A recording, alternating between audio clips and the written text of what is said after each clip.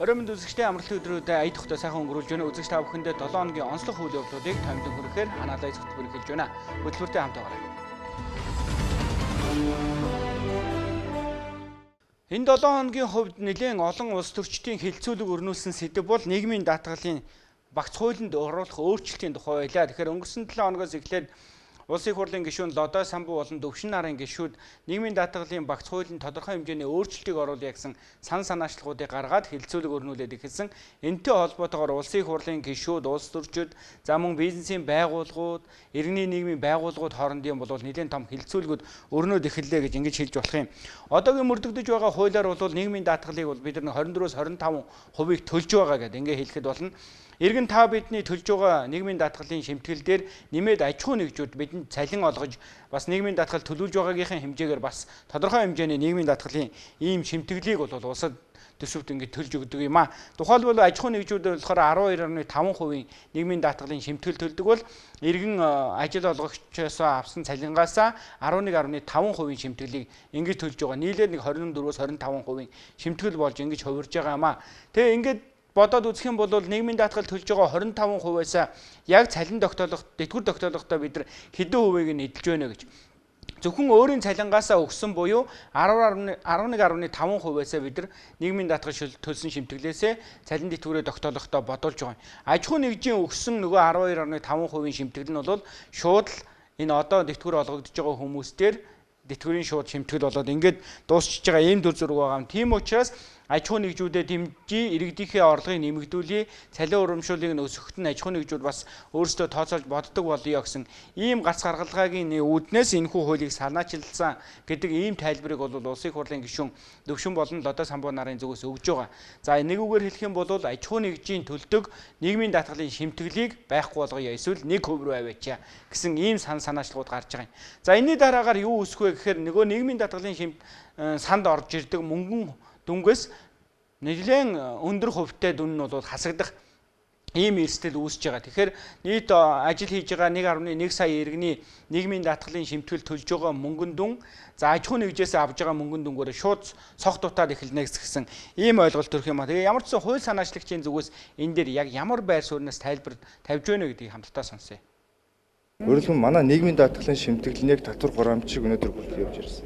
Нэгдүгээр зохицуулалт. Хоёрдугаар зохицуулалт нь хөдөлмөрийн гэрээнээс бусад иргэний хуулиар зохицуулагддаг ажил гүйцэтгэх гэрээнүүд дээр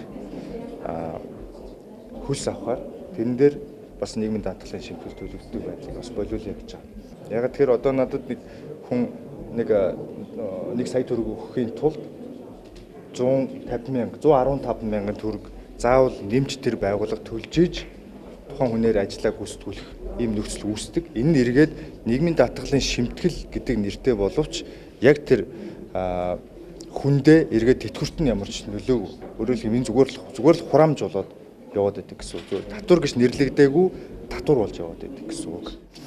Нөгөө дээгүүр хөдөлмөрийн хөлснөөс гадуурх бусад нэмэлт урамшуулал, хөнгөлөлт, дэмжлэг, хоол унааны мөнгө бүх зүйлээс нийгмийн даатгалын шимтгэл бүх дүн дээр нь тооцож авдаг. Энийг бас болиулъя гэж ийм хуулийн төсөл санаачилж байгаа. За ажил олгогчоос нийгмийн даатгалын шимтгэлийг төлж байгаа энэ хэлбэрийг зохицуулах, бууруулах энэ хуулийн төслийн санаачлагтай зэрэгцээд бол олон асуултууд хөндөгдөж байгаа юм. Тухайлбал нийгмийн даатгалын санд хоримтлогдож байгаа мөнгөн дүнг одоо алга боллоо, буурлаа гэд ингээд тооцоход энийг хаанаас нөхөх вэ? Улсын төслөөс нөхөх юм уу? Эсвэл өөр гац гаргалгаагаар нөхөх юм уу гэдэг ийм асуудал сөхөгдөнө. За нөгөө талд нь аж ахуй нэгжүүдийн хувьд ямар боломжууд нэгдэх вэ гэж. Хэрвээ нийгмийн даатгалын шимтгэлд аж ахуй нэгжүүд энэ ажил орлох хүнд өгснийхөө төлөө нэг иргэнийг ажилтай байлгасныхаа төлөө шимтгэл төлж байгаа энэ асуудал байхгүй болсноороо иргэндээ буюу ажилтнаа цалингийн нэмэх тэр тогтолцоо маань илүү сайжирна гэсэн ийм гац гаргалгааг ч гэсэн харж байгаа ийм дүр зургууд байгаа юм. Тэгээ Улсын их хурлын гишүүн Дөвшин Лодой нарын санаачилсан энэ хууль нь бол нэлээд олон ийм асуудлыг хөндөж гаргаж ирнэ. За нэг талаас аж ахуй нэгжүүдэд ээлтэй юм шиг боловч нөгөө талдаа нийгмийн даатгалын сандаа ямар ээлгүй байх вэ? Энэ дээр ямар зохицуултуудыг хийж энийг эрсдэлгүй болгох вэ гэдэг энэ асуултууд бол яхаарахгүй урган гарах юм а. Тэгээ байгууллагатай хийсэн хөдөлмөрийн гэрээнээс тусдаа хөдөлмөрийн гэрээ гэж байгаад байгаа. Энэ юу гэхээр ажил гүйцэтгэх гэрээ, за нэмэлт урамшуулал гэдэг энэ бүхнээс бас нийгмийн даатгалын шимтгэл авчиад байгаа. Энэ бүхнийг бол бас зохицуулах хэрэгтэй. Үндсэн цалингаас нь нийгмийн даатгалын шимтгэлийг нь авдаг болёо гэсэн ийм санаачлууч гэсэн гарч байгаа юм. Юу вэ гэхээр за тухайлбал Ууган Баяр гэдэг миний хувьд болохоор телевизэд ажиллаж байгаа ажилсныхаа үндсэн цалин болох тодорхой хэмжээний мөнгийг авдаг. За үүнээс гадна нэмээд урамшуулал, за эсвэл одоо хувь ийм авсан, эсвэл өөр нэгэн орлого гэдэг нэмэлт ийм орлогууд нийгмийн даатгалын шимтгэлийн шууд дахиад татвар болоод ингээд хувирчдаг. Энийг зохицуулах зайлшгүй шаардлагатай байна гэдэг энэ зүйлийг ярьж байгаа. Яагаад тэгэхээр одоо энэс болоод аж ахуй нэгжүүд урамшуулах боломжгүй болж байна. Урамшуулгынхаа ирээр нийгмийн даатгал татвартай өртөө болох гээд байна. Ийм асуудлаас хөгжиж байгаа учраас энэ асуудлыг хөндөж зайлшгүй тавих хэрэгтэй гэсэн ийм зүйлийг ярьж байгаа. Ажил олгогчдын төлдөг нийгмийн даатгалын шимтгэлийг ингэж чөлөөлөх ийм боломжууд байна гэдэг энэ зүйлийг ярьж байгаа. Цалингаас гадна олсон мөнгө урамшууллуудаас бол нийгмийн даатгалын шимтгэл энэ авдгүй байхыг зохицуулах хэрэгтэй байна гэж. Яагаад тэгэхээр бүх мөнгүүдийг нэмээд нийгмийн даатгалын шимтгэл авдаг. Ингэхээр иргэн нөгөө авж байгаа цалингаас нийгмийн даатгалын шимтгэл төлөхөөс гадна тэрнтэй дүүцүүлсэн хэмжээний нийгмийн даатгалын шимтгэлийн өрөнд 12.5% өрөнд аж ахуй нэгжүүд шууд орчиж байгаа гэсэн. За үндсэн 2 сая төгрөгийн цалинтай байлаа гэж бодъё. 2 сая төгрөгийн цалинтай байлаа гэхэд нийтдээ 500 мянган төгрөгийн шимтгэл төлөгдөнө гэсэн. Энэний 250 мянган багцаагаар иргэнээсээ 250 мянган юунасаа гээд ингээд төлөгдөд явах ийм зохицуултууд байгаа учраас энийг жоохон бууруулах, иргэндээ ээлтэй буюу ажилтнандаа ээлтэй, аж ахуй нэгжүүддээ ээлтэй болгож ингэж зохицуулах шаардлагатай байна гэдэг ийм л санаачлагыг бол улсын их хурлын гишүүд гаргаад байна. За нөгөө талд мэдээж хэрэг энэ нийгмийн даатгалын энэ хөнгөлтийг хийхдээ хэд хавтгааруулж болохгүй гэсэн ийм санаачлагууд гарч байна. Тухайлбал гадаадын хөрөнгө оруулалтаа аж ахуй нэгжүүдээр энэ боломжийг олгож болохгүй. Энэ бол хэтэрхий ингээд өрөөсгөл болчихно гэсэн ийм зүйлийг ярьж байна. Гадаадын хөрөнгө оруулалтаа аж ахуй нэгжүүд гэдэг нь бол дийлэнхтэй уул уурхай энэ салбар руу орж байгаа учраас уул уурхай энэ салбар дээр байгаа энэ урамшууллыг зогсоож болохгүй, нийгмийн даатгалын шимтгэлийн энэ нөхцөл зохицуултыг бол байхгүй болгож болохгүй гэсэн ийм зүйлийг Монголын үйлдвэрчний эвлийн холбооны зүгээс бол бас ярьж хэлж байгаа юм. Нийгмийн даатгалын сангийн энэ хөрөнгө дутчихнаа. Тухайлбал нийгмийн даатгалын сан дээр 500 орчим тэрбум төгрөгийн зардал бол жилдээ цог дутаад эхэлнэ. Тэгэхээр энийг хаанаас нөхөх юм бэ гэдэг асуулт бол ойлгомжгүй байгаа учраас энэ асуудал дээр бол анхаарах хэрэгтэй гэсэн ийм зүйлийг ярьж байна. Албан бус одоо салбарын ажиллагчдыг бид нэр хөдөө аж ахуйн салбарыг оруулаад тооцох юм бол 500 гаруй одоо мянган хүмүүс хөлсөөр ажиллах гэрээ болон тэдгээртэй ажиллах гэрээ болон ажил үүрэг гүйцэтгэж байгаа. Эдгээр хүмүүсийг хэрвээ энэ одоо хуулийн өөрчлөлт орох юм бол нийгмийн хамгааллын яах вэ гэдэг одоо асуудал бас урган гарнаа. За ажил олгогчийн нийгмийн даатгалын албан журмын даатгалын дээд хэмжээг тогтоосоор нийгмийн даатгалын сангийн орлого буурах эрсдэлтэй байна гэж бид харж байна. За нийгмийн даатгалын багц хуульд нэмэлт өөрчлөлт оруулах санаачлагыг гаргах нь урт хугацаанд нийгмийн даатгалын тогтолцоог доктортой байх нөхцөлийг бүрдүүлэх ёстой. Ер нь нийгмийн даатгалын одоо энэ удирдлагыг нийгмийн даатгалын хуулиараа одоо 3 талын бүтцээрээ байна гэд хуульчлаад өгсөн. Тэгэхээр энэ нийгмийн даатгалын шийдвэр, нийгмийн даатгалтай холбогдсон шийдвэр гаргахад аливаа зүйлийг бол хуулийн дагуу одоо хамтын удирдлагын зарчимд суурилж нийгмийн даатгалын үндэсний зөвлөлөөр эхлээд хилцүүлжээж бусад асуудлуудыг нарийн одоо тооцоолсон мэргэжлийн хороогоор үнэлгээ дүгнэлт гаргуулсан хяналтын зөвлөлөөр асуудлыг оруулсан ийм байдж бол асуудал яригдах учиртай. Ирээдүйд их асуудалтай. Жишээлбэл мэрэгжилдээ их сайн нэг сайхан инженер бай гэж бодъё. За тэгээ гадны хөрөнгө оруулалтаа нэг уурхаа ороод ирлээ. Нөгөө залууг чи аваад ажилуулна. За 30 эдэн настай залуу бай. 10 жил тэнд сайхан ажиллаг. Бүр 15 жилд сайхан ажиллаг. Тэр хооронд нийгмийн даатгалын чөлөөлчих юм байна. Нөгөө залуу хэдэн жилийн дараа дэвтгүрт гарах болно. Нийгмийн даатгал төлсөн төлөлт байхгүй. Ингээ яг нөгөө дэвтгүр тогтоолох дэвтгүр нь нэг бол маш багаар тогтогдно. Эсвэл дэвтгүр үйлдэх ийм руу хөтлөж байна. Энэ Монголын иргэдийн улс их орондоо эрх чөлөөтэй хөдөлмөрлөх үндсэн хуулийн үндсэн агуулгыг зөрчиж байгаа. Хоёрдугаарт ялгарлан гадуурлах үүсэж байгаа.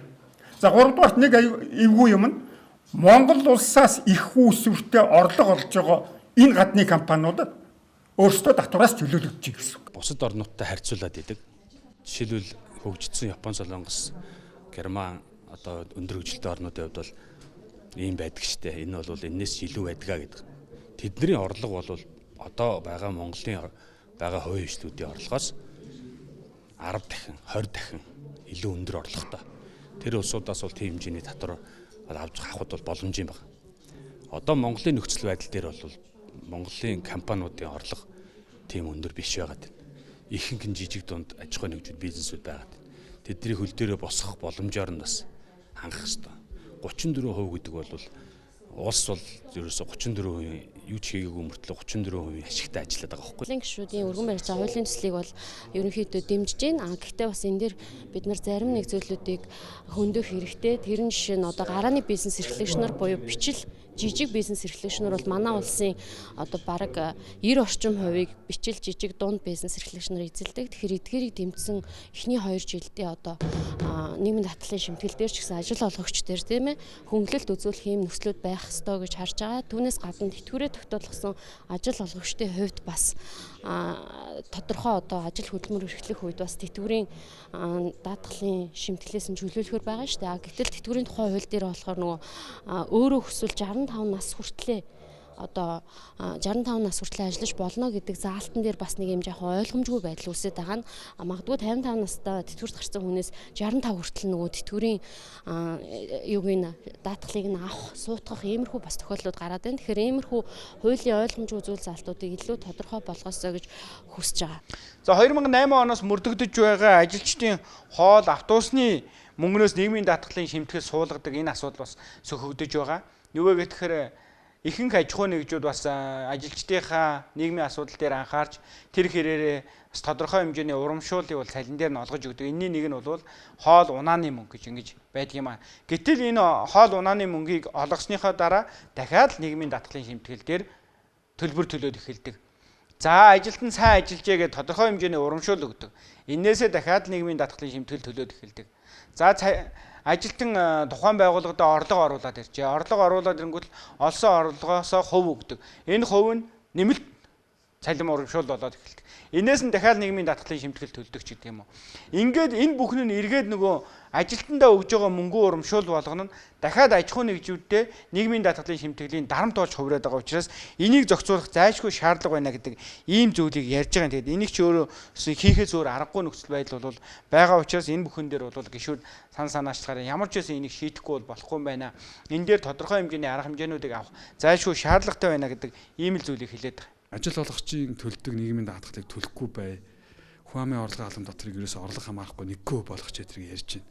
За би зүгээр ийм огцом шилжилт бол яг үнийг хэлэхэд бол одоохондоо бол энэ сан бол дийлэгчгүй. За хоёрдугаарт нь бол яг ийм байдлаар бол одоо явах юм бол энэ бид нар маргааш өглөө тэтгэврэж тавьж чадахгүй болох байх. Ажил олгогч нарын зүгээс харж байгаа өнцгөр нь бол би харин юу вэ гэхээр байнгын ажлын байр бий болгож байгаа. Ажилтнуудаа үнэхээр одоо тэр хоол унааны мөнгөж байгаа, байрны дэмжлэг үзүүлж байгаа. Байнгын доктортой ажлын байраар хангаж байгаа хүмүүсээ харин тэр татвар нийгмийн даатгалын шимтгэлээс хөнгөлдөг. Ийм бодлогыг хийж өгөн байна. Тэгэхээр нэг талдаа ажил олгогчийн 8.5%-ийн болиулчих юм бол зөвхөн ажилтан талаас 8.5%-ийг төлдөг байгаад цалингийнхаа 45%-аар тогтоолгож чадахгүй. Энэ бол тэгэхээр одоо буурч орж ирнэ гэсэн үг. Эргээд тэтгэвэр нь одоо багаар тооцогдно л гэсэн үг. Яаж ч бодсон хүн бага өгөөд илүү одоо нэхэдэж болохгүй шүү дээ. Хамгааллыг сайжруулах үүднээс ажил олгогчийн зүгээс зөвхөн цалин гэлтгүй. За байрны одоо урамшуулал гэдэг юм уу, унаа түлшний урамшуулал гэдэг юм уу, за даатгалын одоо эрүүл мэндийн даатгал дэлхийн одоо олон улсын эрүүл мэндийн даатгалаар ч одоо хангаж байгаа олон одоо сайн байгууллагууд байна. Тэгэхээр эдгээр одоо өгж байгаа нэмэлт урамшуулал, нэмэлт одоо энэ орлого дээр нь бас давхар одоо шимтгэл тооцоод байгаа нь буруу юм а гэдэг асуудлыг хүнджилээ. Энэ дээр яг ярилцаж болно. Сангийн яам амнахын хэлдгийг ажилчтай автобусаар зөөдөг болохоор татвараас хөнгөлч нэзгээд байгаа.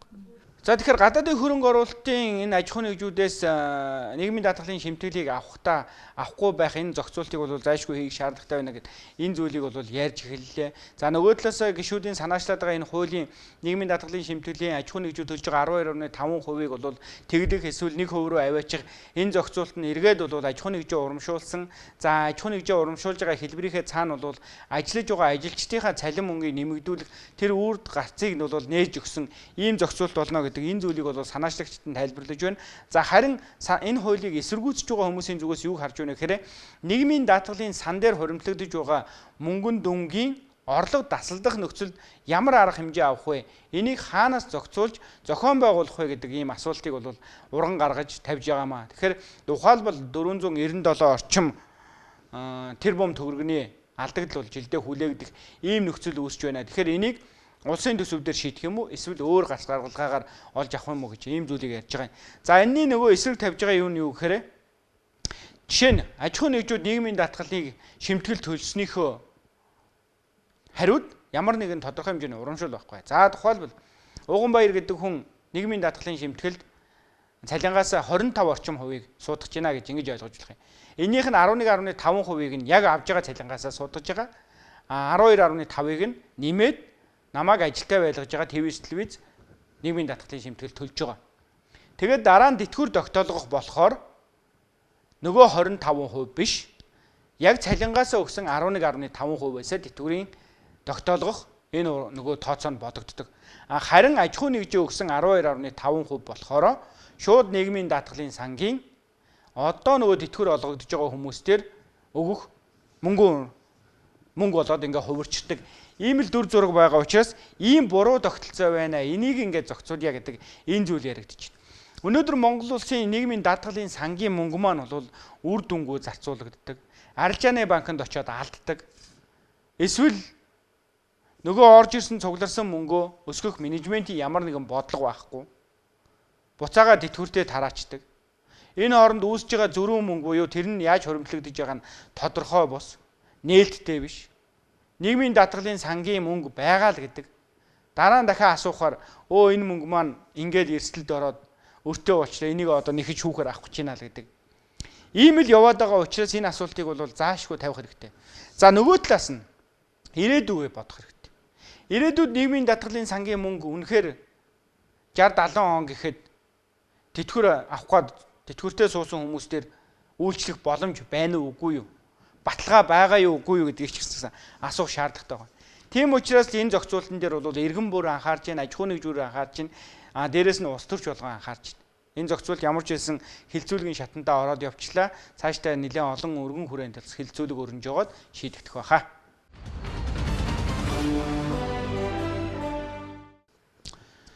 Анализ хөтөлбөрөөр олон улсад өрнөж байгаа онцлог үйл явдлыг Монголтойгоо уялдуулах хэлбэрээр тав хүнтэйгээ ярилцъя гэж бодсон юм а. Энэ юу гэхээр Америк нэгдсэн улсын ерөнхийлөгч Трампын сонгуульд өрсөлдөхтөл хэлж байсан гадаадын бүтээгдэхүүнүүдээр тавих татварын хэмжээгээ өсгөнө гэж. Энэ зүйл маань одоо эргээд олон улсын хэмжээнд бол бас энэ худалдааны дайн гэдэг ийм нэр томьёог агуулад ингээд яваад эхэллээ. Тэр дундаа Америк нэгдсэн улс бүгд найрамдах Хятад ард улсын хооронд үүсэж байгаа татварын энэ асуудал нь эргээд Монгол улсын эдийн засагт нэлээд хүндрэл бэрхшээлийг авчрах ийм дүр зураг руу орчлоо тэгээд. За Америк нэгдсэн улсын зүгээс болохоор дотоодынхоо үйлдвэрүүдийг хамгаалах, өөрсдийнхөө эдийн засгийг хамгаалах гэдэг ийм тайлбартайгаар бол импортын бараануудад бол өндөр татваруудыг ногдуулж эхэлсэн. За 10-аас 125 хүртэлх татварыг ногдуулаад эхэллээ гэж ингэж хэлж болох юм. Дийлэнх улсууд дээр бол 20-30% татваруудыг оногдууллаа. За бүгд найрамдах Хятад ард улс дээр бол 125 хүртэл ийм татварыг оногдуулах ийм харилцан шийдвэрүүд гарч байна гэж ингэж хэлж болох юм а. Энэ юунаас болов гэж те? Энэ юунаас болов гэж. За тухайлбал Америк нэгдсэн улс 90 орчим улсын ийм импортын бараан дээр тавьсан татварынхаа хугацааг бол хойшлуулах ийм зүйлийг ярьсан байна. Харин бүгд найрамдах Хятад ард улстай хийх худалдаан дээр бол шууд татварыг мөрдүүлнэ гэдэг энэ зүйлийг ярьлаа. За энэ ингээд явсаар байгаад бол өнөөдөр 125 хүртэлх ийм татварын нөхцөл байдал руу оруулчлаа. Юу вэ гэх юм бол Америк нэгдсэн улс анх 34% татвар, за цаашлаад 54% татвар, ингээд дахиад 50 нэмээд ингээд 20 явсаар байгаа 125 руу авчихсан. За бүгд найрамдах Хятад ард улс болохоор Америк нэгдсэн улсаас орж ирж байгаа бараан дээр болохоор за мөн 34 ингэж явсаар байгаад 84 руу авчихсан. Ингээд энэ хоёрын дуусахгүй энэ асуудал маань эргээд хүндрэл бэрхшээлийг авчирж байна. За эргээд эдийн засгийн томоохон ийм хэлцээрүүдийг олгож байна. Олон улсын нөхцөл байдал дээр бол нэлээд олон саад бэрхшээлүүдийг авчирж байна. Хоёр улсын хувьцааны ханшуудыг хэлбэлзүүлж байна. Хоёр улсын эдийн засгийн нөхцөл байдлуудыг доголдуулж байна гэдэг юм уу. Ийм маш том ийм асуудлуудыг дагуулж байгаа учраас энэ нь эргээд Монгол улсын эдийн засагт тэр дундаа Монгол улс бүгд найрамдах Хятад ард улстай эдийн засгийн худалдаан дээрээ бол нэлээд өндөр хамааралтай байдаг учраас асуудыг бол яхаарахгүй үүсгэж байна. Тийм учраас энэ 7 хоногт Монгол улсын үндэсний аюулгүй байдлын зөвлөл буюу Монгол улсын ерөнхийлөгч, ерөнхий сайд их хурлын дарга яг энэ асуудлаар бол хоорондоо мэдээлэл солилцож, байр суурьудаа тодорхой ярилцаж, цаашд авах арга хэмжээний хадлаар бол зөвлөгдсөн ийм хурал болоо. Гэхдээ энэ хурлын шийдвэр бол хараахан нээлттэй болоогүй. Үндэсний аюулгүй байдлын зөвлөл энэ асуудлын хүрээнд хураллаа гэдэг ийм мэдээлэл гарсан. Гэхдээ энийг ажиглаж бол бас судлаачид маань байр суурьаа илэрхийлээд эхэллээ. Тэгэхээр бид ч гэсэн бас ТV телевизийнхаа мэдээллийн хөтөлбөрөөр судлаачдын байр суурийг та бүхэндээ хүргэсэн. Эндээсээ бас тодорхой хэмжээний мэдээллийг танд хүргэе. Бол тухайн үед бол Америкийн худалдааны дан гэж байсан боловч одоо бол дэлхийн худалдааны дан бол өргөжчлөө тий. Маш олон оронд тарифын хөнгөлөлт үзүүлжсэн тарифын хөнгөлтүүдийг цуцлаад нэмэлт одоо дүйцүүлсэн худалдааны тарифуудыг импортын татваруудыг тарифуудыг тавьж эхэллээ. Үндсэндээ энэ 4-р сарын 3-ны өдөр олон нийтэд мэдээлсний дагуу бол чинь дэлхийн бараг бүх ил улс оронд Америкийн нэгдсэн улсаас импортлох тавьж байгаа энэ татварын тарифын өсөлт бол хүнд цогцолтуудыг бол авчирч байна. За ер нь энэ худалдааны дайны Америкийн худалдааны одоо дайн гэж хаашилтанд тавьж байгаа энэ зүйлийн үндсэн шалтгаан бол энэ хоёр улсын худалдаанд байгаа энэ зөрүүг арилгах, тэнцвэржүүлэх, шудраг худалдаа хий гэсэн Америкийн улсын зүгээс тавьж байгаа ийм шаардлага байгаа.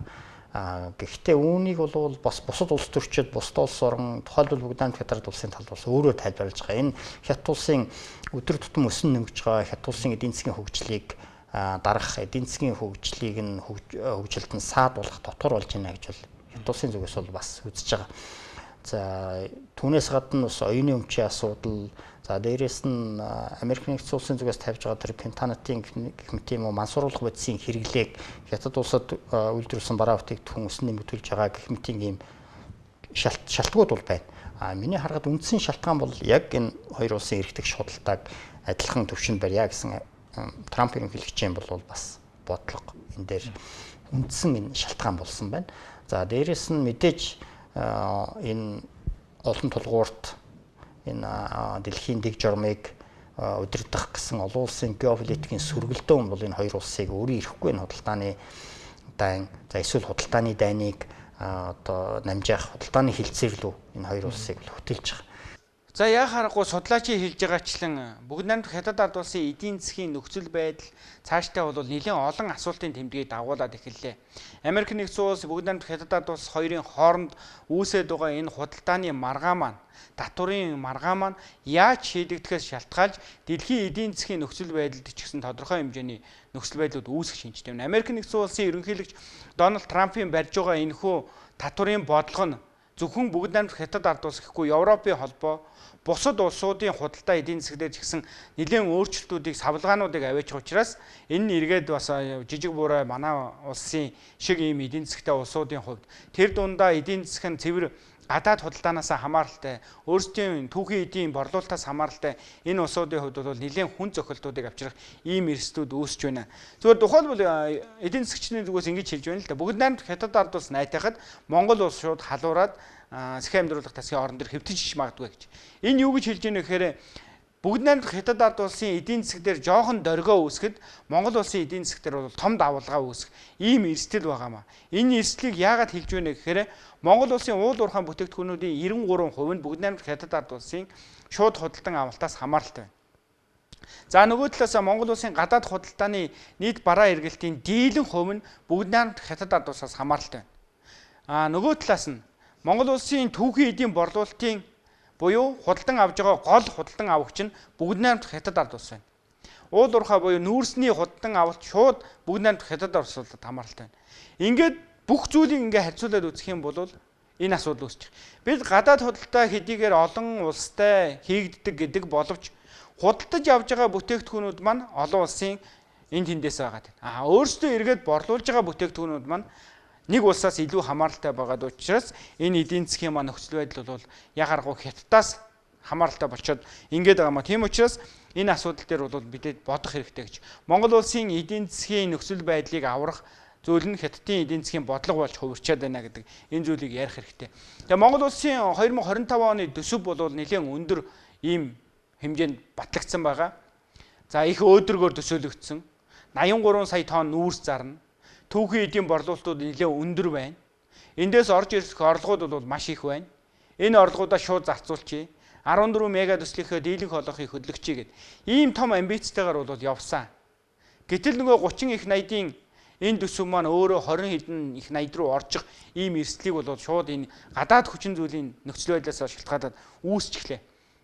Тэгэхээр цаашдаа бол улсын хурал дээр төсвийн тодголыг ярихаас зайлшгүй нөхцөл байдал бий болж байна гэдэг энэ зүйлийг ярьж байна. За хэдийгээр засгийн газрын зүгээс бол одоогор 3 сарын дүн мэдээгээ харах юм бол төсөв тодгол хийж нөхцөл байдал хараахан үүсээгүй байна гэдэг ийм тайлбарыг тавиад байгаа. Гэхдээ энэ нөхцөл байдал маань өөрөө эргэлзээг төрүүлж гин шүү гэдэг ийм зүйл байгаа учраас энэ дээр яхаарахгүй бодох ёстой болчиход байна гэдэг ийм л таамаг дэвшүүлэгдэж байгаа. Америк Хятадын тарифын дам нөлөө миний бодлоор бол яг хэрвээ Хятадын эдийн засгийн өсөлтөнд сөргөөр нөлөөлөөд тэгээд Хятадын эрэлт буурах юм бол нөгөө гангийн хэрэглээг хогших манад нүрсний одоо хэрэглэн бурдан хөхд үн буурах иймэрхүү байдлаар л илэрч байх.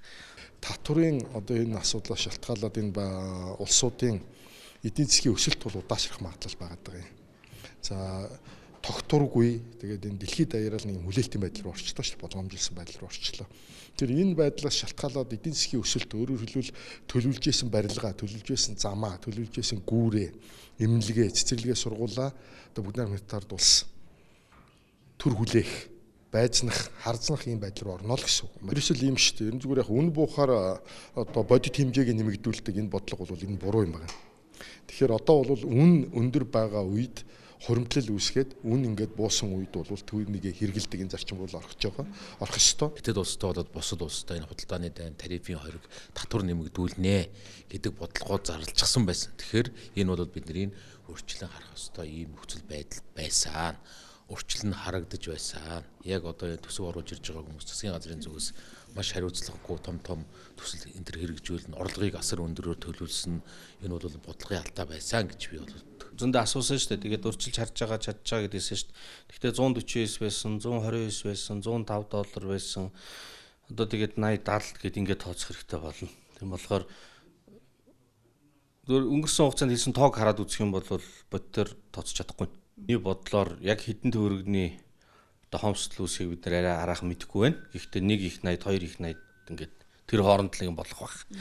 Тэгэхээр эн чинь бол том мөнгө шүү дээ. Тэгээ би бол энэ нөгөө үнэхээр хэрэгтэй том төслүүд дид үтцийн эрчим хүчний эднэр бол байна. Гоё юм мөрөөдлийн төслүүд төр бол мөнгө зархаа болоод тэгээд тийм зардлаа таньжижэл айтайхан амьдрна гэж бодож байна. Ер нь ганц манай улс ч дэлгүүр дэлхийн нийтэд маш том одоо ийм дараагийн цохил за эдийн засгийн хүндрэл сорилтыг авчрах ийм дохио болж байна гэж үзэж болно. За 1 сард одоо эхний ийм тарифа зарласан. За тэр үед бол мэдээж бас эхний ийм одоо сөрөг дарамтууд эхэлсэн. За ингээд өнгөрсөн 7 хоног 4 сар гармагц эдгээр одоо арга хэмжээнүүд нь одоо хэрэгжиж эхэллээ. Зарим арга хэмжээнүүд 180 улсад одоо суур тариф 10%. За мөн одоо Америк нэгдсэн улстай гадаад худалдааны одоо сөрөг байдаг одоо алдагдaltaа Америкийн тал алдагдaltaа гадаад худалдаатай улсуудад нэмэлт 50% ийм тариф тогтоолоо. За үүний хариуд том эдийн засгууд ялангуяа Хятад одоо зөрүүлээд 34%, Канада 25%, Европын холбоо 50% одоо сөрөг ийм тариф тавилаа. За энэ бол цаашаага үргэлжлэх шинжтэй байна. За Хятадын одоо энэ тарифа зарласны дараа Америкууд за энийг буулга буухгүй бол Хятад одоо дахиад бүр 50% нэмэгдүүлэн за энэ нь бол 100% бүр гараад явчих хэмжээний ийм одоо тариф тавина гэдгээ мэдээ. За 2024 оны цар онд бол бидний орлого бол харьцангуй өндөр байж болсон. Цар тахлын дараах нөхцөл байдал өөрчлөгдсөн. За бүгд найрамдах Хятад ард улсын эдийн засгч нэлээд сэргсэн. Монгол улсаас худалдан авах нүүрсний хэмжээж өссөн, биетээр өссөн. Гэтэл 2025 он гарсаар бол энэ байдал бол эрс өөрчлөгдсөн байна. Бүгд найрамдах Хятад ард улсын нүүрс худалдан авах зах зээлүүд маань өөрсдөө өөрчлөгдөж тэлсэн. Монголоос авах зах зээл нь илүү багасах ийм дүр зургаар орчлоо. Өнөөдөр бид нар хил дээр 10 орчим сая тонн нүүрсийг худалдах гад хятад улс руу гаргаж чадахгүй ингэ байж байна. Цаашдаа хэдэн сая тонныг зарж чадах юм бэ гэдэг асуулт бол шууд асуултын тэмдэг болоо хөвчлээ. 83 сая тонноо зарж чадахгүй нөхцөл байдал руу орох эрсдэл байна гэдэг зүйл байна. Нөгөө талаасаа төсөвтөрөө 105 ам доллараар нүүрсээ зарна гэдээ ингээд тусгацсан байсан чинь одоо 80 ам доллараар зараад явж байна. 40 гаруй хувиар нүүрсний үн унчаад байна.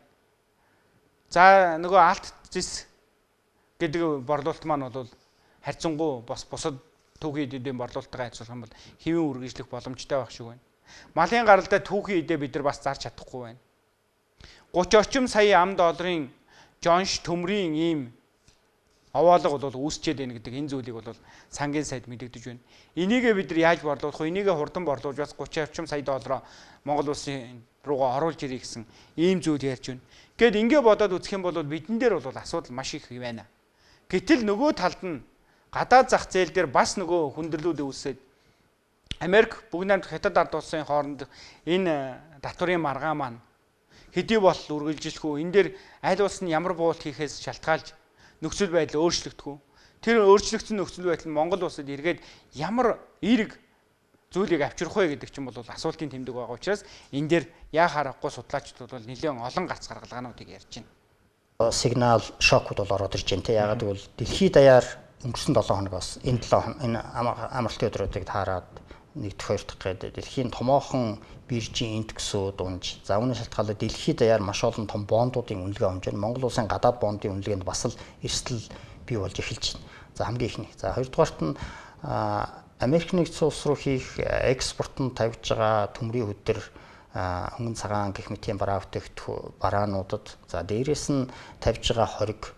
За түүнээс гадна Бүгд найрамдах Хятад улсад энэ жил бас энэ гангийн үйлдвэрлэлийг багасгаж байгаа зэрэг хүндрэл бэрхшээлүүд. За дээрээс нь улсын ерөнхий эдийн засгийн сааралтаас шалтгаалаад бас Хятад бий болж байгаа бараа бүтээгдэхүүний илүүдлээс шалтгаалаад энэ илүү гарсан үйлдвэрлэлийг энэ Хятад үүсэж байгаа дотоодын томоохон нийлүүлэлтээс шалтгаалаад түүхийн эдийн зөнгөлөх түүхийн эдүүд дээр бол бас нийлүүлэлт багасах, эрэлт багасах, нийлүүлэлт хумигдах тийм хандлагууд бол бий болоод эхэлчихлээ. Одоо тухайлбал когч нүүрс юм уу, төмрийн хөдрийг тийм бараа бүтээгдэхүүнүүд бол манай экспортын гол эрдэс хуулийн гол бүтээгдэхүүн.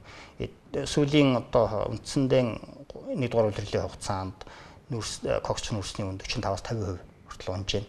За яг хөө өнгөрсөн 7 хоног бол когч нүүрсний үн тогтвортой байлаа. Америк хотын худалдааны энэхүү гацаа бол арилтлаа бол нэлээд хугацаа шаардах ийм дүр зураг ажиглагдаж байна. Ягаад гэхээр нэг улсын шийдвэр гаргангуул нөгөө улс нь тэрийг давуулж шийдвэр гаргаад байгаа учраас энэ хоёр улсын татварын маргааны шийдвэр бол цаашдаа ч ингээд үргэлжлэх ийм эрсдэл байна. Эсвэл энэ хоёр улсын хоорондох татварын маргааны энэ маргаанаас болоод үйлдвэр хоорондын худалдаанууд нь зогсох ийм эрсдлүүд байна. Тухайлбал Бүгд найрамдах Хятад ард улс бол ховор элементтэй борлуулалтыг Америк нэгдсэн улс руу гаргахгүй ч гэх юм уу. Ингээд нөхцөл байдлууд үүслээ. Ирвэд гэх юм бол Америк нэгдсэн улсад байгаа үйлдвэрүүд Америк нэгдсэн улсаас гадагшаа гарах уу гэдэг асуулт урган гарч байна. Инхээр энэ хоёрын хоорондох маргаан бол зөвхөн хоёр улсын хоорондох төрийн тэргүүнүүдийн байр суурь гэхээсээ илүүтэй томоохон үндэстэн дамнсан корпорациудын нөхцөл байдлыг ч гэсэн өөрчлөх ийм дүр зураг руу орж байгаа ийм асуудал тулгарч байна. Тэгэхээр энэ дээр бид бодох хэрэгтэй болж байна. За нөгөө талаас Монгол улсын төсвийн орлогыг гол бүрдүүлэгч түүхийн эдийн үн маань бас дэлхийн зах зээл дээр өндөр байх магадлал бас буураад эхэллээ. Энэ хоёр маргаанаас болоод буурж унаж болзошгүй ийм дүр зураг руу орж ирж байна ч гэдэг юм уу. За нөгөө талаас Монгол улсын 2024 оны эхний 3 сарын орлого 2025 оны эхний 3 сарын орлоготой харьцуулах юм бол харьцангуй бараг 50%-аар буурчихсан ийм дүр зураг ажиглагдаж байна.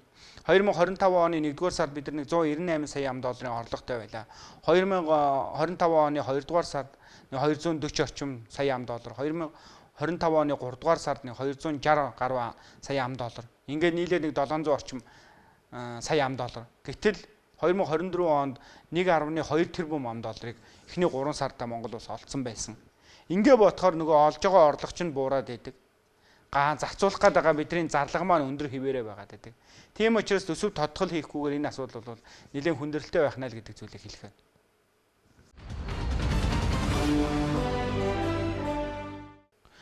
За хөтөлбөрийн дараагийн хөндөж байгаа сэдэв бол Ардчилсан намын ойн баяр болсон энэ 7 хоногт. Энтэй холбоотойгоор Ардчилсан нам маань өөрөө ямар нөхцөл байдалд байна вэ гэж. Ардчилсан намын суудлын тоог нэмсэн нь Ардчилсан нам сөрөг хүчин бай гэсэн үг биш ээ гэж намын удирдлагууд нь тайлбарлаад байгаа. Харин намын жирийн гишүүд нь бол 2020-оос 2024 оны хооронд парламентод Ардчилсан нам сөрөг хүчнийхээ ажлыг муу хийсэн. Тийм учраас 2024-оос 28 оны парламентод сөрөг хүчнийхээ ажлыг сайн хийгээд 2028 онд эрх барих нам болох ийм л амбицийг гаргах ёстой байсан юм а гэдэг шүүмжлэл бол явж байна. Ардчилсан намын үндэсний бодлогын хорооны хурал, баярын хурал хоёр нь бол нэлээд маргаантай. Зарим эгэл жирийн гишүүд нь бол ундууцлаа бас илэрхийлсэн ийм хурал болж өнгөрлөө. Тэгээ 2020-оос 24 оны хооронд бол бид нар муу ажилласан учраас эрх барьж чадсангүй. Дахиад муу ажиллах нөхцөл байдал руу орчлоо. Энэ нь юу юм гэхээр засагт орсон үйл явдал. Засагт ороод нөхцөл байдал улам хүндрээд иргэдийн амьдралд ордоод өргөн хэрэглээний барааны бүтээгдэхүүний үн улам өсөөд, ам долларын үн өсөөд, инфляц нь 16 руу хүрээд энэ бүхний буруутан засаг барьж исэн намууд болно. Тэгэхээр Ардчилсан нам болж хувирна гэдэг ийм шүүмжлийг бол Ардчилсан намын гишүүд гаргаж байна. Тийм ч учраас манай намын бодлого буруу яваад байна. Манай нам бол ерөөсөө энэ нэг бодлогоо буруу тодорхойлсон учраас ажилтай бай, орлоготой бай гэсэн нэг хэсэг бүлэг хүмүүсийн эрх ашиг үйлчлээд тэгээд засаг руу гүйж орсон. Гүйж орчоод энэ тэндгүү баахан бүтээмжийн менеж рүү томилоод ингээд асуудлыг булан баллаад байна гэсэн ийм зүйлийг ярьж. Тэгээд энэ 7 хоног ч гэсэн улсын их хурлын дэд дарга пүрвдэр ч гэсэн бүтээмжийн менежер бол томилогдсон асуудлыг ч гэсэн зөвхөж ярьж илээ. Ингээд Ардчилсан намынхны ер нь баяр юу болов? Энэ бүтээмжийн менежер юу болов гэдэг яриаг дэнслэдэг. Энэ удаагийн парламентын одоо үүргийг бол яг дунд хавцаал гүйцэтгэж явах шиг миний бодлоо шүү. Тэгвэл яг сайхан бас юу хийж байгаа санаачлага энэ төр гаргаад шүүх мүхийг одоо нөгөө хараат бус болгон энэ төр гэж яаж байгаа сайхан үнэхэрийн ажилтайхан төлөө зүтгэж байгаа сайхан гишүүд бас байна. 90 оны анхдагч хүн байна. Тий. Тэгээ одоо хоёр гүйцэтгэлээр чамгүй их зүтгэлээ. Одоо сүүлийн жоохон шудраг ус сөрөг хүчин хийж чадахгүй нэг жоохон ихчний гундуухан л байгаад байгаа. Тэгээ бас чамгүй фэйсбүүкээр үзэж хараад л одоо санал хүсэлтэд бичээд л байгаад байгаа тий. Хүчтэй сөрөг хүчин байж арчлаа бүрэн дөрөв хамгаалах хэрэгтэй байна л да. Одоо энэ төр үйл арай жоохон бас давмгал чанар юутай бид нар арай жоохон дарангуул руу буцаж орчих гол ах шиг байх юм тий. Тийм сэтгэл жоохон гундуу үе надад байдаг л да сүүлийн үед төрж байгаа. Түүнээс л би анханасаа л эхэлж тэмцэж ирсэн юм байна. Ажил төрлөө хийгээд залуу наснда 34 наснда одоо тэгэл талбайгаас ирсэн командаар бид нар ч одоо гараад байгууллага хашиндар загнаад байгууллагаа дараах даад үзүүлэл арга хэмжээ авахлал 3 сарын цалингийн 20%-аар торгуулаад тэр ч одоо манай дарагч Монгол Ардын хувьсгал намын гишүүн намын хорооны дарганаас одоо бидний ч нэг хэсэг үзэн яддаг л байлаа. Одоо бол яг цаг сайхан болох байхаа гэж найдаж байгаа. Ардлынхаа үн цэнийг илүү мэдэрч одоо энэ ард түмэнд одоо нэр өөрийн гэсэн өмч хөрөнгөтэй болсон бас жоохон юмыг ухаарч ойлгох хэрэгтэй л дээ нэг одоо тэгээ ганц 200 мянган цаасанд хуурдагдаад одоо нэг тал руугаа ингээд сонгуул өгөөд идэг энэ тэр жоохон болох хэрэгтэй байгаа даа. Намын хамгийн том үнэтэй зүйл бол монголчуудын эрх чөлөө шүү дээ. Монгол орн бол өөрөө хүчрхэг улс болох ёстой. Хүчрхэг Монгол байна гэдэг бол ард түмэн хүчрхэг болно гэсэн. Ард түмэн маань мэдлэг боловсролтой байж, дээр нь эд хөрөнгөтэй байхыг хүчрхэг байна гэж. Дээр нь бол үнэхээр ард түмний эрх чөлөө бол Ардчилсан намын хамгийн үнэтэй зүйл. За тэгээ аливаа асуудлыг ардчлагчид нээлттэй ил тод ярьдаг юм аа.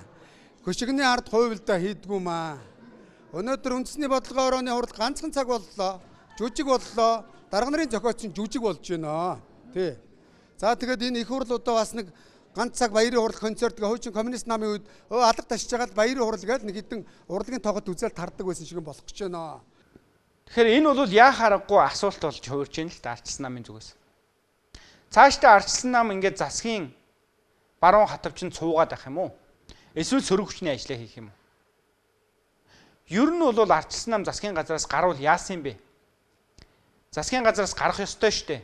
Гэсэн ийм шаардлага бол олон нийтийн зүгээс бол нэлээд өндөр эрчээ авч байна. Яагаад тэгэхээр засагт байснараа, засагт орсноороо Ардчилсан нам гэдэг нам хэдэн цүнх баригчтай л ажилтаа болох гэж байна. Хэдэн цүнх баригчтай ажилтаа болох.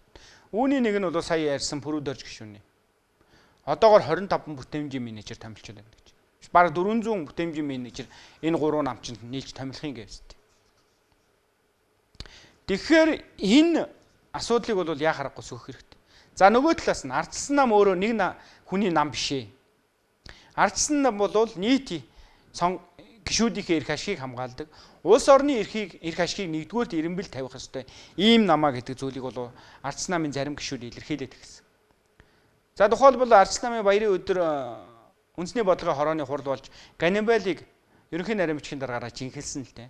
Гэтэл энэ нь бол зүгээр л ийм хувилдаан болчлоо гэдэг ийм шүүмжлэг бол ардчилсан намын гишүүн мөнх эрдэнэ илэрхийлсэн байна. Төвний хувьд бол нэлээд бухимдалтай байна.